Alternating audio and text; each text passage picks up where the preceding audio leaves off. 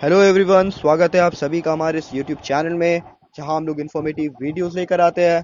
मैं हूं जावेद और आज हम लोग बात करेंगे अबाउट कॉजेज ऑफ अनएम्प्लॉयमेंट। जी हाँ दोस्तों, अनएम्प्लॉयमेंट जो एक इम्पॉर्टेंट कंसर्न है।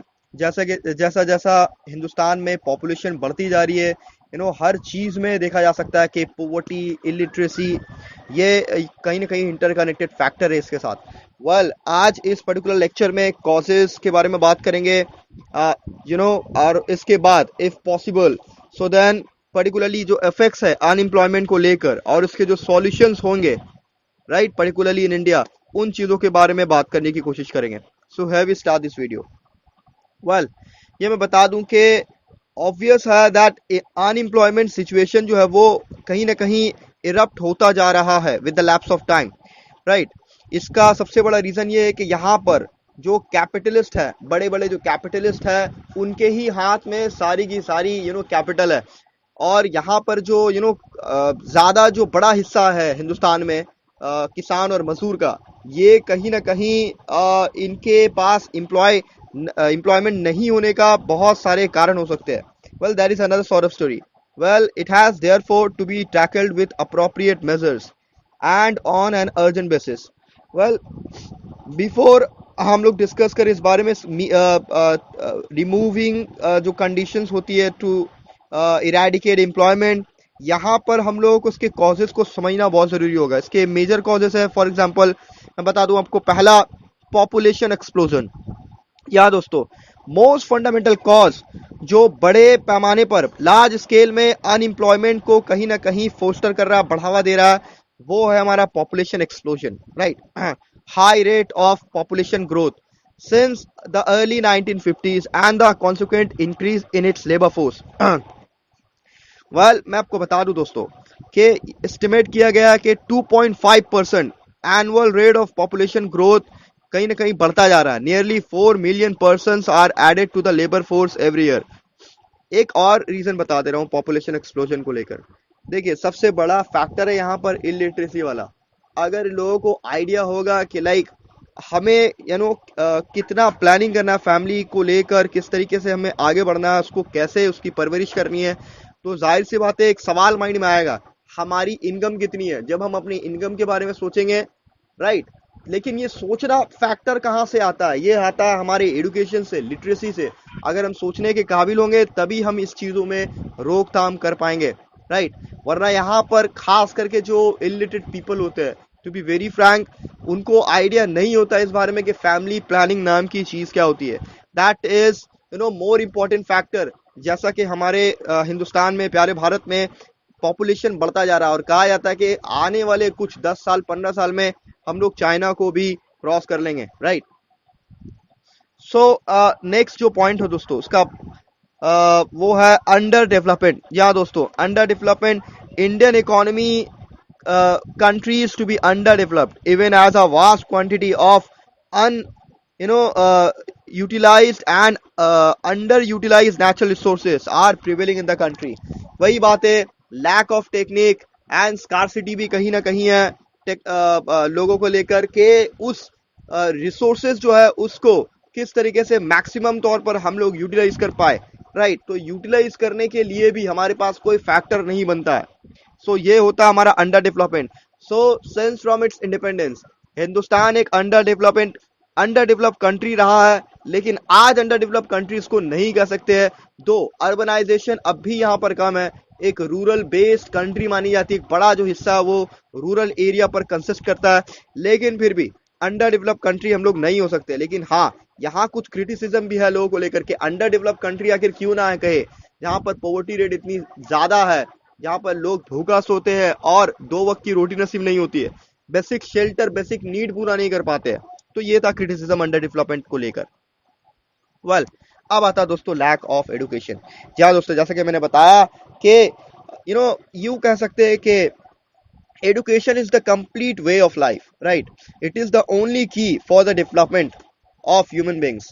well, तो यहाँ पर लैक ऑफ एजुकेशन देखा जा सकता है, इलिटरेसी रेट बहुत ज्यादा है। यहाँ हिंदुस्तान में यूं मामला है कि कुछ 70% लिटरेसी रेट अगर इस तरीके से फिक्स करते हैं, 60 to 70%, वो उन लोगों को भी इनकॉर्पोरेट किया जाता है जिनको सिग्नेचर करना आता है या अपना नाम लिखना आता है। So that is very unfortunate. Well, यहाँ पर अगर देखा जाए, कुछ स्टेट्स ऐसे हैं जो बहुत ज्यादा डेवलप्ड है एडुकेशन को लेकर। फॉर एग्जांपल केरला का एग्जांपल दे सकते हैं। तो सिर्फ केरला ही नहीं, बल्कि हिंदुस्तान में जितने भी स्टेट्स है, सभी को कुछ एडुकेशन के फील्ड में नई नई पॉलिसीज को इंट्रोड्यूस करना होगा, सो दैट हम लोग अपने तरक्की और सिविलाइजेशन को एक्वायर कर सके। वेल, इसके बाद है इनएडिक्वेट एम्प्लॉयमेंट प्लानिंग, राइट। तो first phase economic planning in India, employment opportunities could not be increased adequately, and little has been done to utilize the Naxian variety of labor surplus existing in the rural areas। तो शुरू से ही planning के बारे में एक adequate sense नहीं बनता है एम्प्लॉयमेंट को लेकर। दूसरी, पांचवा होगा दोस्तों, स्लो रेट ऑफ ग्रोथ। जी हाँ दोस्तों, इंडिया में जो रेट ऑफ ग्रोथ है इकोनॉमी को लेकर, वो बहुत ही उसकी पुअर कंडीशन है और बैड टू वर्स होती ही जा रही है। जैसा कि आज हम लोगों को पता है दोस्तों, आउटब्रेक हुआ है कोरोना वायरस का। इसकी वजह से पूरा का पूरा वर्ल्ड इसके चिमट में आ चुका है और वर्ल्ड इकोनॉमी स्लो डाउन देखा जा सकता है। तो एक रिसेशन फील कर रहे हैं, सॉरी, आने वाले टाइम में डिप्रेशन भी कहा जा सकता है दोस्तों, राइट। सो यहाँ पर कहीं ना कहीं इंक्रीज एम्प्लॉयमेंट अपॉर्चुनिटीज क्रिएट नहीं हो पा रही है, राइट। सक्सेसिव प्लान्स जो है वो प्लान्स तो लेकर आ रहे हैं, लेकिन कहीं ना कहीं उसको एग्जीक्यूट नहीं किया जा रहा है। तो ये एक बहुत बड़ा मामला है। वेल, इसके बाद जो होता है दोस्तों, बैकवर्डनेस ऑफ द एग्रीकल्चर। मैं बैकवर्डनेस ऑफ एग्रीकल्चर तो नहीं बोलूंगा, यहाँ चूंकि इंडिया हमारी जो हमारा प्यारा भारत, ये एग्रीकल्चर में बहुत आगे है, बहुत डेवलप्ड है। 70% से ज्यादा एरिया वो एग्रीकल्चर के ऊपर ही निर्भर करता है हमारा, राइट। वेल, इसके बाद आता है दोस्तों इनसफिशिएंट इंडस्ट्रियल डेवलपमेंट। तो इंडस्ट्रियलाइजेशन को लेकर वाकई ही यहाँ पर लैक ऑफ टेक्नोलॉजी कहा जा सकता है। Industrial development in the country is not at all sufficient, right. So इन चीजों को लेकर खास करके lack of dearth of capital, lack of proper technology, scarcity of industrial raw materials, shortage of electricity, and lack of labor intensive investment, industrial sector could not gain its momentum, right। so ये सब चीजें। Well, prevailing education system, ये भी एक बहुत बड़ा factor बनता है दोस्तों। मैं आपको बता दूं कि एजुकेशन सिस्टम के मामले में आज भी अगर मैं पर्टिकुलरली बात करूं, तो एजुकेशन सिस्टम बहुत सारे अलग अलग जो कंट्रीज है, जो सोशल बेस्ड इकोनॉमी कंट्रीज है, राइट, वहां पर खास करके स्कैंडिनेवियन कंट्रीज, वहां पर एजुकेशन एक फ्री सेक्टर माना जाता है कहीं ना कहीं।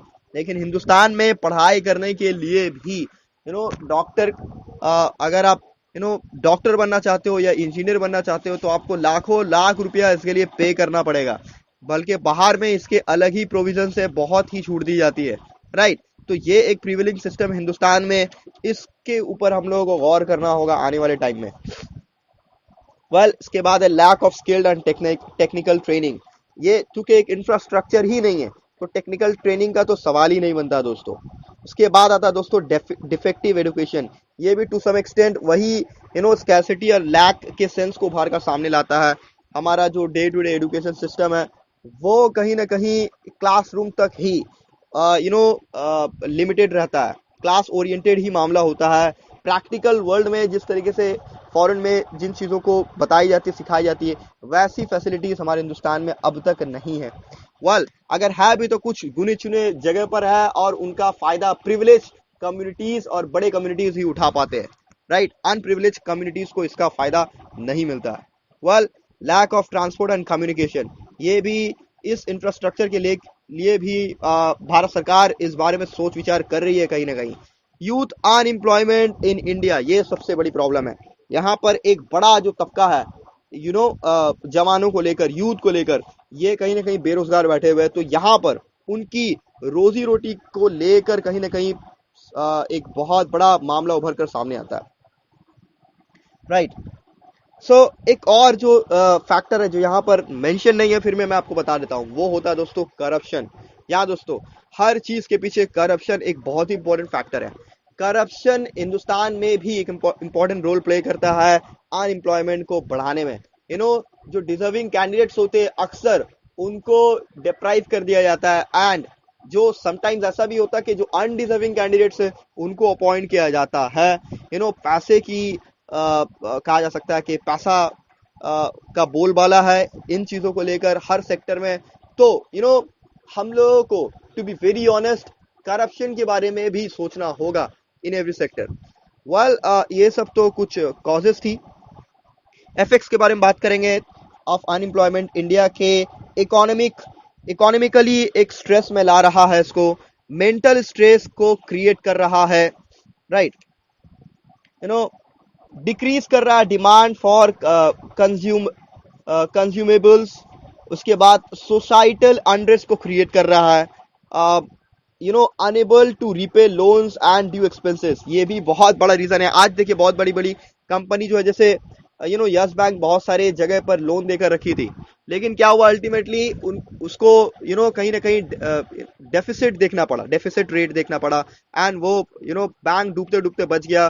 थैंक गॉड के दूसरे बैंक्स ने उसको कहीं ना कहीं अडॉप्ट कर लिया, उसके शेयर्स को अपने अंदर में ले लिया। सो ये सब चीजें थी। वेल सॉल्यूशन क्या है, सॉल्यूशन के बारे में बात करेंगे तो very first solution for unemployment is to control the raising population of our country, ये बहुत ही इंपॉर्टेंट है। दूसरा दोस्तों, quality of Indian education should be improved, ये भी एक इंपॉर्टेंट फैक्टर बनेगा।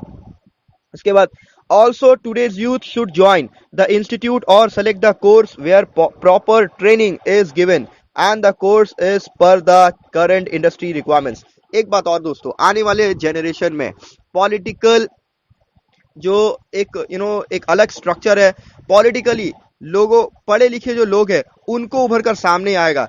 बिकॉज इलिटरेट लोग जो होते हैं बेसिकली वो कहीं ना कहीं इंपॉर्टेंस नहीं समझ पाते सोसाइटी और सिविलाइजेशन को लेकर, इसलिए करप्शन भी ज्यादा होता है। बट दैट डजंट मीन कि पढ़े लिखे लोग करप्शन नहीं कर सकते। वेल अगर मैं यूं कहूं कि पढ़े लिखे लोग in with comparison to illiterate peoples वो बेहतर तरीके से एडमिनिस्ट्रेशन को रन कर पाएंगे। Well government should also encourage and develop the agriculture based industries. इसके अलावा रैपिड इंडस्ट्रियलाइजेशन को क्रिएट करना चाहिए। डेवलपमेंट ऑफ रूरल एरियाज, उसके ऊपर बहुत ज्यादा ध्यान देना होगा। इसके बाद government should also allow more foreign companies to open their unit in India, ताकि इंटीग्रेशन ऑफ इकोनॉमी हो सके, राइट। गवर्नमेंट को टेक्निकल एंड वोकेशनल कॉलेजेस के बारे में भी सोचना चाहिए। Investment in heavy and basic industries, इसके ऊपर भी इन्वेस्ट करना होगा। Cottage and small scale industries को भी डेवलप करना होगा। Modernisation and mechanisation of agriculture के बारे में सोचना होगा। कम्युनिकेशन को डेवलप करना होगा और बेहतर तरीके से। तो ये सब इनिशिएटिव सेल्फ एम्प्लॉयमेंट को लेकर गवर्नमेंट को नए नए पॉलिसीज इनिशिएटिव्स लेना पड़ेगा। इन शॉर्ट ये था हमारा आज का लेक्चर। सो टिल देन अगर आपको वीडियो पसंद आए